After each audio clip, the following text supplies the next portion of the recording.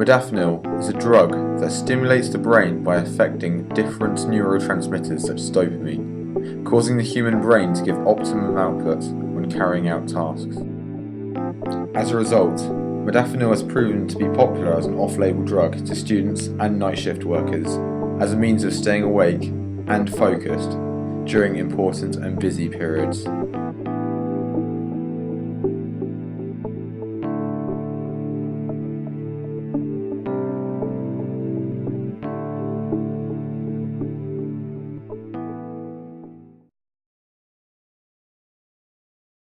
It's estimated that about 90% of modafinil is used off-label by healthy individuals, so that's really amazing. So mostly this drug is being used by healthy people. And this is one of our own studies here at Cambridge where we looked at modafinil in healthy people. And what we found is that there's several key reasons why these people, they seem to be in increasing lifestyle use. Some people just want to get a better performance, so they have the competitive edge. And it's been shown that even a small 10% improvement in a memory score could lead to a higher A-level grade or degree class. So you can see that people just want to get that bit of an edge over their fellow. I found Professor Sahakian's statistic of 90% of modafinil being used off-label startling. Could this mean that students really are beginning to take advantage of a drug where the long-term consequences are unknown? And how long before modafinil takes hold of the mainstream? I met with Alex, who took modafinil to pass his A-levels and is now at university. He spoke to me about his experiences with modafinil. I felt for myself personally, the drugs did work.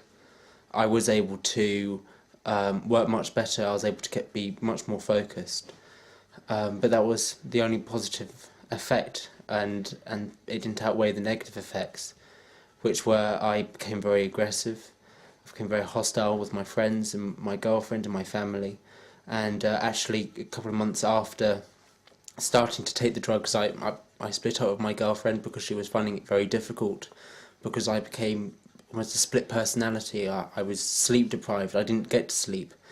The only reason why I was able to do all this work was because I wasn't sleeping. I was just spending every minute of every day, and it meant I got things done. But as soon as something tried to stop me, or someone even tried to talk to me, I would snap. I would lose it, and it was no quality of life. It isn't any quality of life for anyone, and it's. I've got into university now, but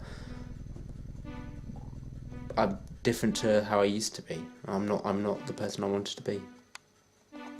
After interviewing Alex, I considered how modafinil may be used among professionals rather than just students. I posed a question to Professor Barbara Sahakian at the Cambridge University Science Festival about how medical professionals may use the drug, and what the consequences for them may be.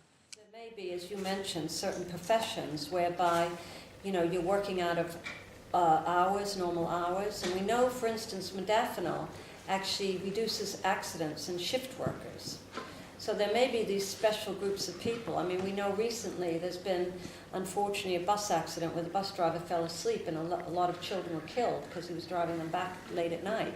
So the point is, there may be times in the future where, somebody who's putting themselves or other people at risk would have to, that's the question, will there be coercion to take some of these drugs?